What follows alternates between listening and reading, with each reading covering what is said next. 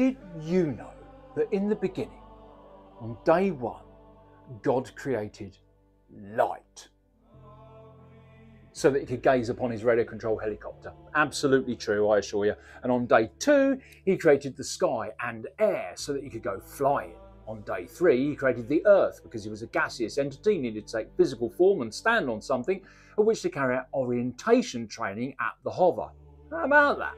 He was a beginner. Even God was a beginner. We all start somewhere. He also on that day created things like rivers and seas and lakes and vegetation like trees so that he could carry out hazard avoidance training, obviously. The next day, day four, he created the sun so that in between training sessions he could sit back and bask in its warmth and contemplate his own particular journey. And on that day he also created the moon so that he could plaster LEDs all over his fuselage and fly his helicopter at night. Day five came and, well, he was feeling pretty lonely and the sky was, well, all his, and he was feeling a bit selfish, so he decided to create animals of the air like bats and birds, and towards the end of the day, extremely bored, decided to create fishes and other things for the sea. Day six, he decided to create animals for the land like rabbits, and he found it much fun chasing the rabbit with his radio control helicopter, and he desperately needed to laugh with other entities, so he created the human being. But he actually found that all that happens was you sit around and talk about swash plates and ZZ bearings. Some of these human beings let him down and moved away and created a group called the CIA and tried to make life difficult for those people who flew helicopters, and this upset God. So on day seven, contemplating what to do with his creation, particularly because of the actions of the CIA, he then decided, you know what, there's only one thing for it. And he created the aligned T-Rex 760X F3C Fuselage and went flying again. And that is a story of creation.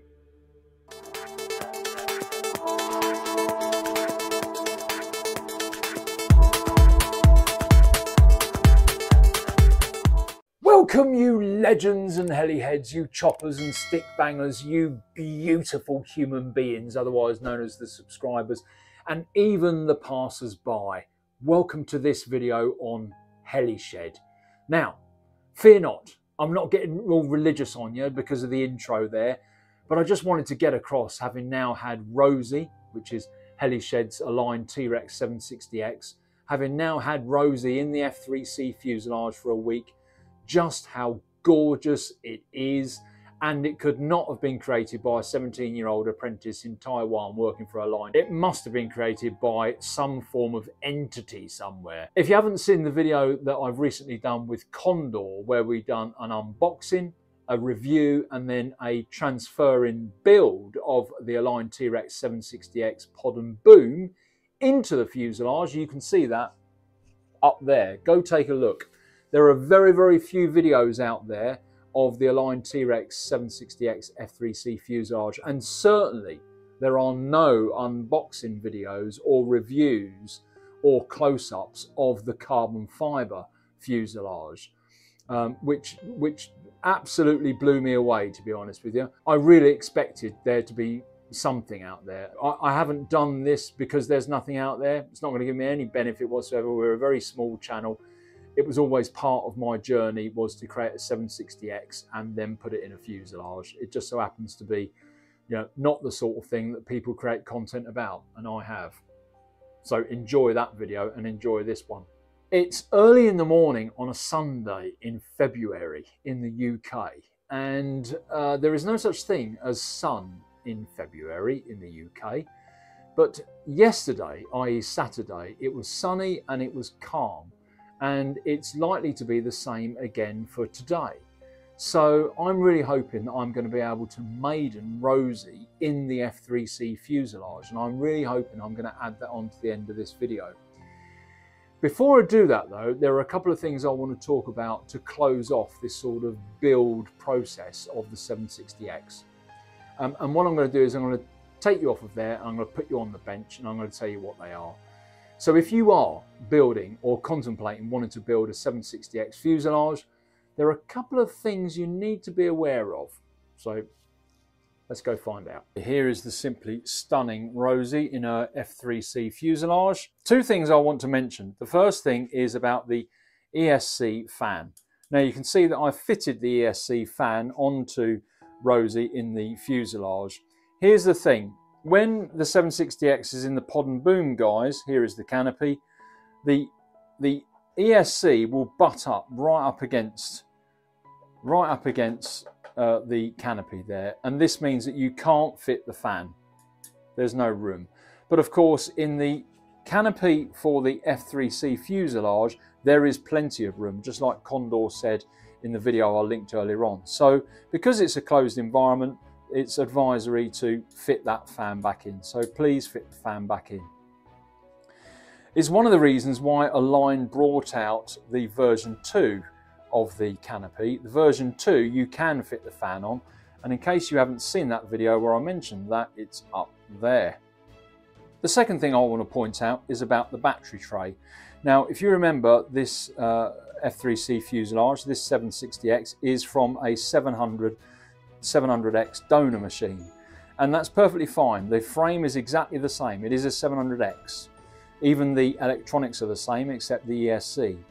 The battery tray is perfectly fine to use from a 700X into a 760X as a pod and boom.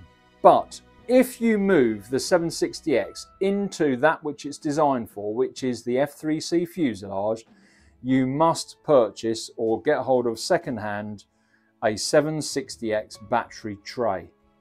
You can see straight here the difference, and that is this anodized aluminium bar here, which engages with the battery catch in the frame. Now you can get away with a 700X battery tray as a 760X when it's in its pod and boom, guys. I did, and the center of gravity is fine. But the F3C fuselage is that much heavier, and if you don't use a 760X battery tray, the center of gravity will be biased to the rear. This aluminium bar here enables the batteries to hang out the front of the frame and therefore alter the center of gravity, ensuring that it is centered around the mast rather than further back onto the machine.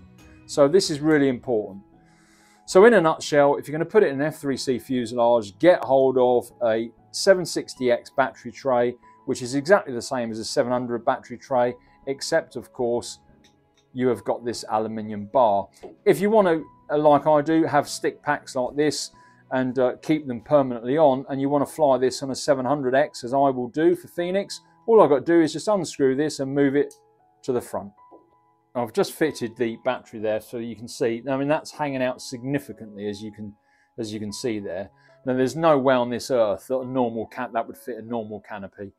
You know, in fact, I'm struggling to understand how it would fit in there, but apparently it can. But what can't is obviously the ESC fan. But look, that's how much it hangs out, which is a good portion more than a 700X, and that's why it's important. The center of gravity now is correct. A couple of things to show you that I've done on Rosie. First of all, I fitted some lights.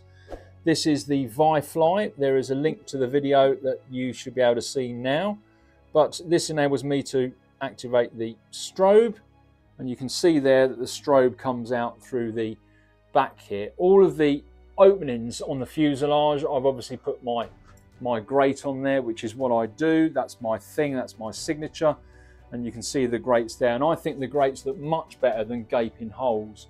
I've also fitted lights into the front canopy here. I'm going to turn this round and show you the other side. There is the grates there. They're all hot glued in, and you can see that the lights here are on the inside on top of the actual grate there and secured in place by two ways. Firstly, a cable that's permanently velcroed in there so I can just charge that battery up, and the Vi-Fly there against the grate. If I just push that now, on comes the red, and if I push the other side, on comes the green. And I think you'll agree, crikey, that's bright. But there we go. So she is then fitted with lights, which of course will aid in orientation, along with the strobe coming out the back there. I'm really looking forward to seeing what this looks like when we get her in the air.